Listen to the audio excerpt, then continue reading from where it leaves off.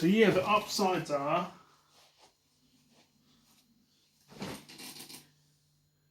presumably you don't have to pay rent, you can grow your own food, village life, and I suppose being at one with nature. Presumably. I say presumably because I've never been there, but I have been to countless maraes for countless tangihanga, wānanga, whānau reunion, kapahaka wānanga, noho, hui. I've been to hundreds of these events, life gatherings. The hundreds of people all living in a communal village type setting for an entire week is one of the greatest experiences you could ever have, especially as a child, teenager or young adult.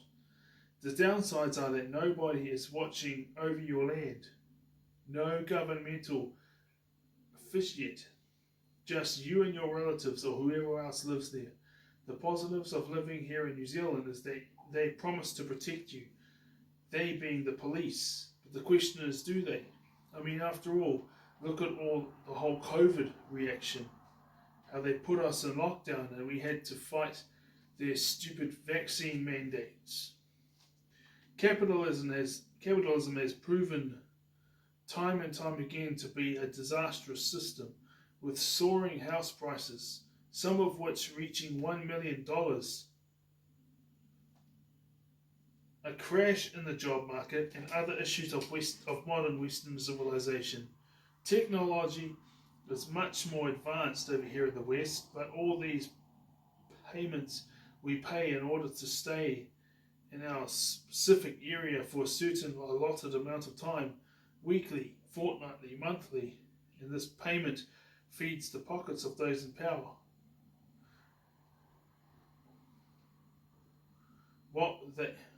They will do with it what they wish. This tends to continue until you or your children or your grandchildren have paid it off. This is modern slavery in the Western world, no different to what's going on elsewhere. Work hard in order to have somewhere to live, enough food to eat, and enough clothes to wear. The ideal situation is to own your own land, grow your own food, and own your own home, debt-free, fully our own. Also, to get back to village living with real, authentic connection in our own small villages. As scientists say, that we can develop a very, very strong and intimate connection with 100 people, and then the strength and the intimacy of that connection begins to diminish as the numbers grow and grow. I think the best option is to implement, in order for the safety of the villages to accommodate, would be to train up young men to be the protectors of the small village that they belong to, and to make and maintain friendly relationships with the other villagers in order to keep the peace. Also, every boy and girl should be raised up to be efficient men and women, with their love and passion for their village to be the driving factor for the development and maintenance of a strong and successful village.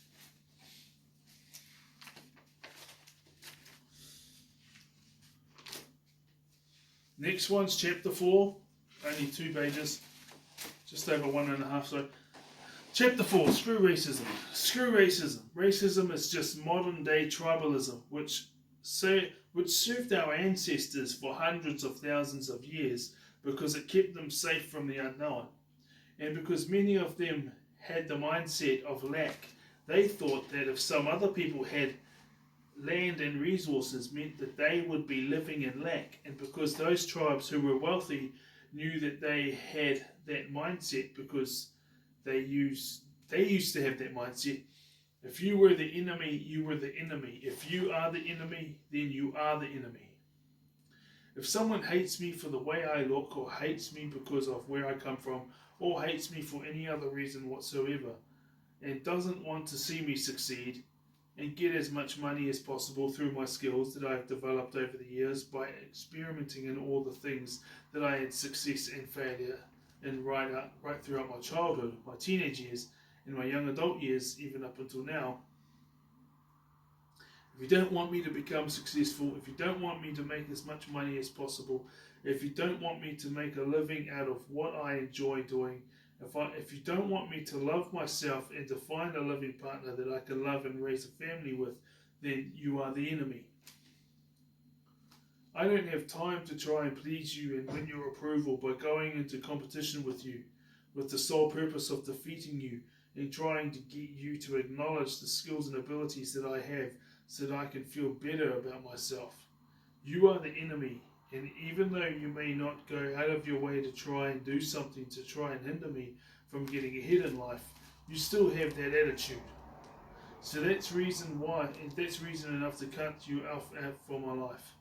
Also, for anyone who comes against me by talking rubbish behind my back and try to do something in order to hold me back, karma is a bitch, because for every L that I get due to your behavior, I get at least 3 W's in return.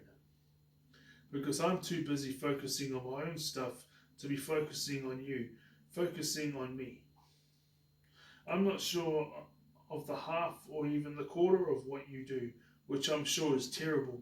But if you haven't noticed, I keep winning, and I know that I'm winning because my life keeps getting better. I'm hungry, so I'm about to put. I'm hungry, so I'm about to put some rice with water, mixed vegetables, chicken thighs, and garlic on to cook. I wish I had some Indian or Thai or Malaysian or Sri Lankan curry paste, but it is Sunday and payday is on Wednesday, and I found out that I only owe $215 of the $2,000 and whatever it was that I had to pay for damaging the rear end number plate of a young lady who has the same first name as my sister, Kate Mohi, except she has a different family name because she is not my sister. So I had a couple of weeks after that where I would be convincing myself in my own time of solitude that this was not a planned scam on behalf of my younger sister, because she never did things like that. She was only 18 when I moved out of the jail cell that was owned by my first abusers. It was also the first time I moved out of that region due to me being able to accept the facts that I had known for years, as in a decade or so, as in not only my family but my friends wanted me to be lesser than them. This is something that I knew to be true, but I questioned because it was too harsh to be true. But I think it's true, but I don't want it to be true kind of deal. You know, the kind of deal that would enable them to be able to earn your vulnerability with the fact that you knew them for a number of years before they turned toxic, and you didn't know how you could better get a better type of deal, You know, the one that you met through church or high school or a sports team or maybe at your first job, and you saw them turn toxic, but you gave them the benefit of the doubt and overlooked their toxicity because of longevity's sake. Then, the page was curled at the bottom, so I couldn't bother straightening it out. So, the nice things they used to say to you, the dinner they cooked for you, or the coffee they made, type of deal, because of the longevity of relationship, you ignored the fact that any big plan you told them once they had re-earned your trust turned to custard. Well, let's trace our minds back to professional wrestling. I grew up watching WWE in the Attitude Era and the Ruthless Aggression Era, which was followed up by the dumbest era of the 3 eras of wrestling I grew up watching, the PG era. I was a fan of many wrestlers, including Stone Cold Steve Austin, The Rock, Mick Foley, the Hardy Boys, the Dudley Boys, Too Cool, the APA, HBK, Rey Mysterio, Batista, John Cena, Brock Lesnar, Goldberg, Booker T, The Shield, Daniel Bryan, The New Day, and came to appreciate, in some cases came to love, those who I perceived to be villains. Villains such as Edge and Christian, The Undertaker and Kane, Vince McMahon, Triple H, Randy Orton, Kurt Angle, CM Punk, just to name a few. But just like us chosen ones or alpha males or winners in life, whatever you want to call us, the heroes would take their losses, but they would have far more wins than losses. And half of their losses will be due to a number of interferences. Just before I go put my meal on the element to cook and then mop my floor and then vacuum my room, thus giving the floor time to